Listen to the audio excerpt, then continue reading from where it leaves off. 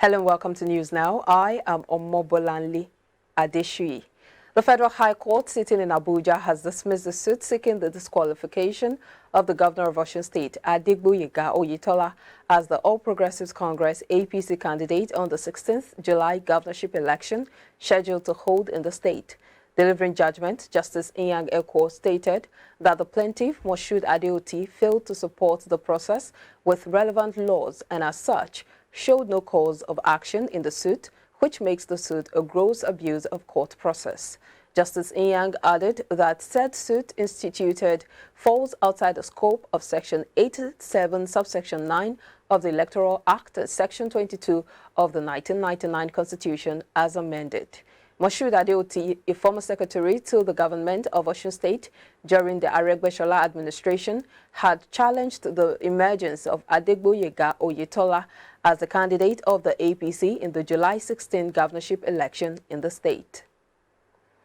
And a non-governmental organization and election observer, Yaga Africa, has exposed the already aggravated pre-election violence in the Osun State governorship election for this Saturday.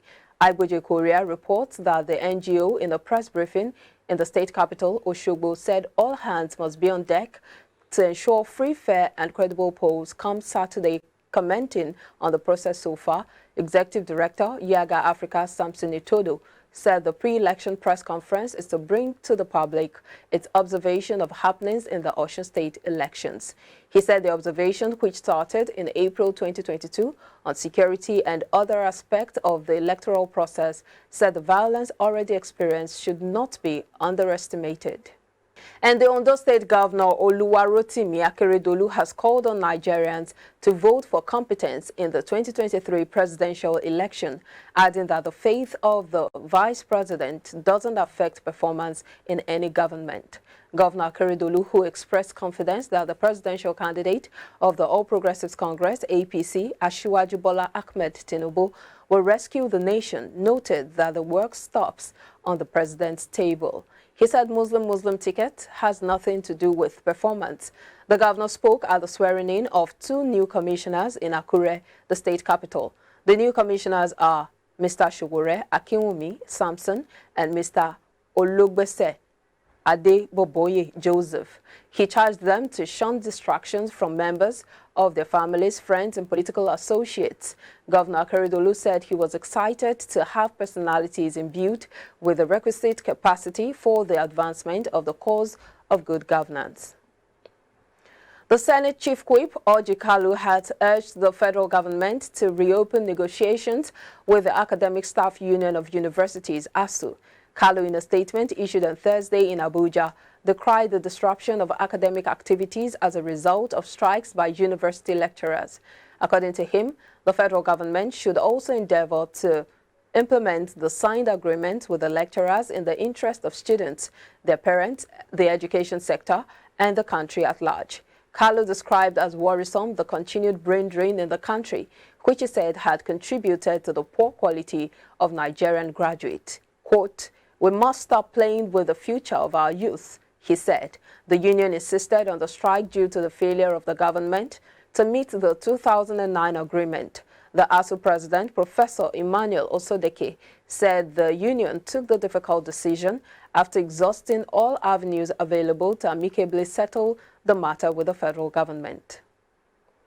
And Justice Ladiran Akintola of Oyo State High Court has dismissed the case filed by the state's deputy governor, Engineer Rauf Olaniyan, challenged the impeachment process to unseat him from office by the House of Assembly.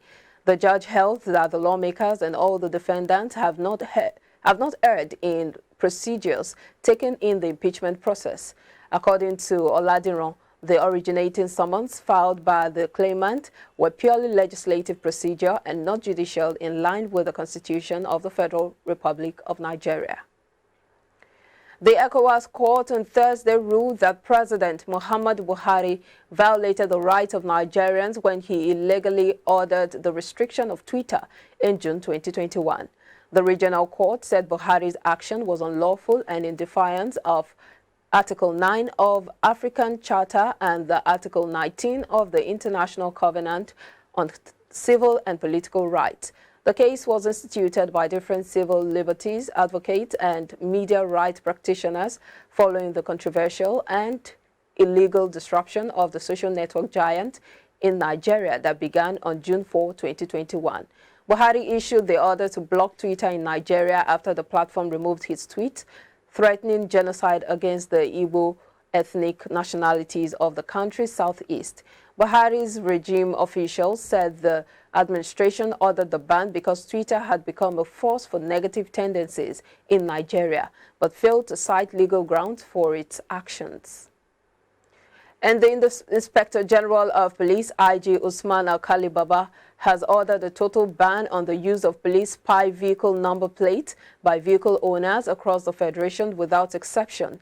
A statement by Force Headquarters stated that the ban was irrespective of whether the earlier issuance was authorized or not. It said, quote, "All authorizations are hereby revoked indefinitely." The IG specifically directed the AIGs and CPs to ensure that all spy numbers plates currently in use were confiscated henceforth, but the owners of such vehicles should not be arrested unless they are police officers or officers of other security agencies on escort duties.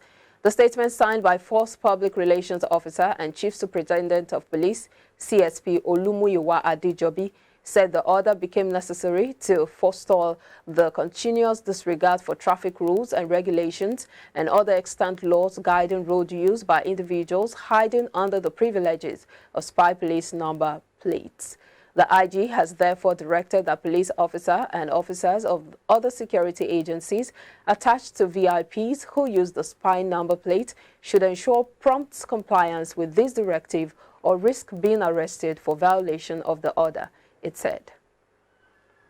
We'll take a commercial break now. When we come back, more news stories. Please stay with us.